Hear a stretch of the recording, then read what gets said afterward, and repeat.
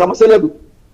Yes continue చేద్దాం. రామూర్తి గారు join అయ్యారు, బొమ్మేరు రామూర్తి గారు, బీఆర్ఎస్ సీనియర్ లీడర్. నమస్తే రామూర్తి గారు, వెల్కమ్ టు ది డిబేట్ అండి. రామూర్తి గారు, అసలు ఏం జరుగుతుంది అనుకుంటున్నారు? ముందు అసలు విచారణకు సంబంధించి చెప్పండి. విచారణకు జరిగితే అడిగిందే మళ్ళీ అడిగారు. ఒక తారక రామారావు తప్పించి ఏ రావు అక్కడ లేడు విచారణలో కేటీఆర్ గారు చెప్పారు. మళ్ళీ విచారణకు రమ్మన్నారని కూడా చెప్పారు. అట్ ద సేమ్ టైం ఇప్పుడు మన డిబేట్కి వచ్చిన బీజేపీ వాళ్ళేమో బీఆర్ఎస్ కాంగ్రెస్ లోపాయకార ఒప్పందాలు జరిగాయి కాబట్టే రేవంత్ రెడ్డి గారు కల్వకుట్టు కుటుంబాన్ని కాపాడతారని చెప్తారు. బీజేపీ బీఆర్ఎస్ లోపాయకార ఒప్పందాలు ఉన్నాయి కాబట్టి వాళ్ళు ఒకరికొకరు విమర్శించుకోకుండా కాంగ్రెస్ పెడతారని కాంగ్రెస్ వాళ్ళు చెప్తూ ఉంటారు. అసలు ఎవరికి ఈ లోపాయకార ఒప్పందాలు ఉన్నాయి? అసలు ఈ సిట్ విచారణకు సంబంధించి మీరు ఏం చెప్తారు? అందరికీ నమస్కారం. ప్రైమ్ న్యూస్ కు డిబేట్ లో పాల్గొంటున్న పెద్దలకు అందరికి కూడా నమస్కారం తెలియజేస్తున్నాను. వాస్తవానికి నిజంగా తప్పు చేయలేదు కాబట్టే మా నాయకులకు అంత ధైర్యం, అంత ధీమా. మా నాయకులు అడిగిన క్వశ్చన్లకు కూడా సమాధానం చెప్పలేని పరిస్థితిలో ఈ ప్రభుత్వం కానీ సిట్ అధికారులు ఉన్నారు. చాలా క్లియర్ గా అర్థమవుతున్నది. మిత్రులు మాట్లాడుతుంటే నిజంగా సిగ్గుతో తలదించుకోవాల్సిందేమో. ఎవరండి? నోటుకు ఓటు కేసులో దొరికిన ఒక దొంగ మీ ముఖ్యమంత్రి రేవంత్ రెడ్డి. జైలుకు పోయింది ఎవరు? ఒక దొంగ ముఖ్యమంత్రి జైలుకు పోయాడు. ఎవరైనా కేసుల పాలైంది ఎవరు? యథారాజ తదా ప్రజలు. మీరు ఎఫ్ఐఆర్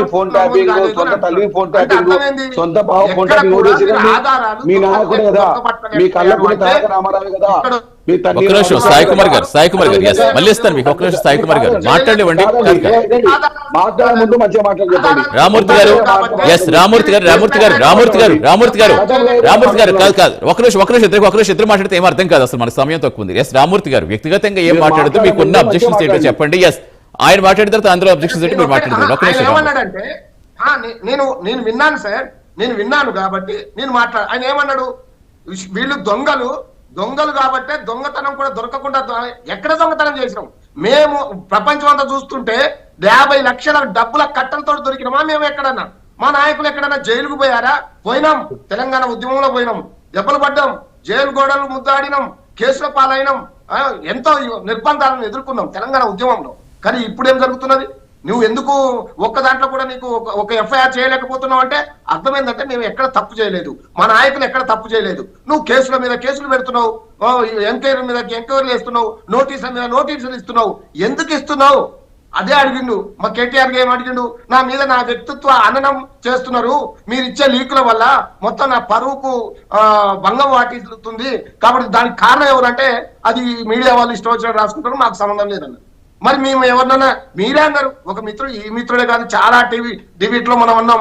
హీరోయిన్లు ఇబ్బంది పెట్టారు, వాళ్ళ ఫోన్లు ట్యాప్ చేశారు, వాళ్ళని అన్ని రకాలుగా వాడుకున్నారని ఒక నిస్సిగ్గుగా, ఒక మానవత్వంలో లేని ఒక దొంగల్లాగా ఎదల్లాగా మాట్లాడారు. దాని కోపం వస్తుందండి, రగిలిపోతుంది.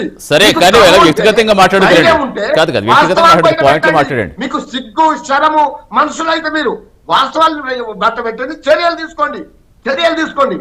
కానీ ఒక అసభ్య పదజాలంతో ఇష్టం వచ్చినట్టు మీరు లీకులిచ్చి మమ్మల్ని మా నాయకుల వ్యక్తిత్వ హననాన్ని మీరు కించపరిస్తే మాత్రం తీవ్ర పరిణామాలు ఉంటాయి. జాగ్రత్తని ఈ సందర్భంగా మీ ద్వారా కాంగ్రెస్ పార్టీ హెచ్చరిస్తున్నాం. కాబట్టి మీరు చేస్తున్నది ఏంటి? ఇప్పటికైనా నేను అడుగుతున్నా ఎందుకు మీరు పిలుస్తున్నారు? సరే, మీకు ఏ దాంట్లోనైనా ఇప్పటికైనా మీ దగ్గర ప్రభుత్వం, కేంద్ర ప్రభుత్వం మీకు సపోర్ట్ చేస్తుంది, రాష్ట్ర ప్రభుత్వం మీరే ఉన్నారు. మీరు ఇప్పటికి 2 సంవత్సరాలు అయింది. కాళేశ్వరం వేశారు, ఎంక్వైరీలు జరిగినాయి, తర్వాత గొర్రెల స్కామ్ అన్నారు, తర్వాత కార్ రేసింగ్ అన్నారు, తర్వాత ఫోన్ ట్యాపింగ్ అన్నారు. ఇష్టం వచ్చినది చెప్పుకుంటా డైవర్షన్ పాలిటిక్స్ చేస్తున్నారు తప్ప మీరు ఇచ్చిన హామీల మీద ఎందుకు మీరు మనసు పెట్టడం లేదు? ఎందుకు ఇప్పటి వరకు ముసలి వాళ్ళకు ఇస్తారన్న 4,000 రూపాయలు ఇవ్వలేదు? ఎందుకు ఇస్తారన్న 2,500 మహిళలకు ఇవ్వలేదు? ఎందుకు తులం బంగారు ఇవ్వలేకపోతున్నారు? ఎందుకు దళిత బంధు 12 లక్షలు ఇవ్వలేకపోతున్నారు? సిగ్గు శరం ఉండాలి మాట్లాడడానికి. అసలు మీరు మీడియాలకు రావడం, ఇంకా మీ మొహం ఏడబెట్టుకొని మాట్లాడతారు. మీరు మాట్లాడడానికి మీకు ఊర్లలో పోయే మొహం ఉందా మీకు? ఏ ఒక్కటన్నా సాధించినా? 2 లక్షల ఉద్యోగాలు ఇస్తానన్నారు, ఎక్కడిచ్చిండ్రు?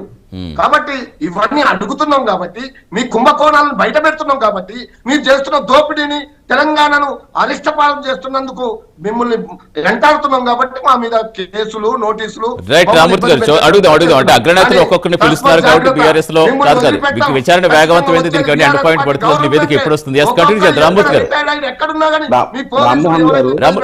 సాయి గారు వస్తారు ఒక్క నిమిషం ఎస్ రామూర్తి గారు జైల్లో పెట్టించే బాధ్యత బీఆర్ఎస్ పార్టీ ప్రభుత్వం తీసుకుంటుందని ఈ సందర్భంగా తెలియజేస్తున్నాం.